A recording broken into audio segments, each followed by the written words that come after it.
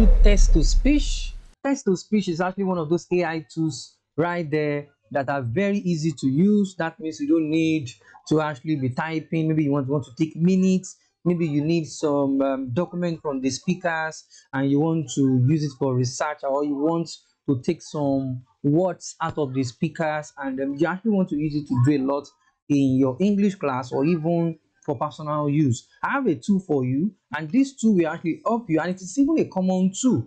It is actually a common tool used by a lot of us out there. This tool is called Microsoft Documents. How do you get access to your Microsoft Documents? Just go to your driver. So when you get your driver, this is my driver. Click on new. So when you click on new, then click on document. So over here, this is how to go about it. So when you get here, click on tools. So when you click on tools, click on voice typing. So remember to click on voice typing. Remember to activate your mic.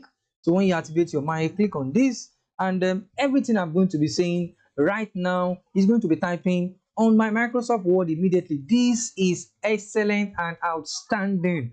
I know you are going to give this a try, and I know that you are like, wow, I've been taking my time to be writing notes.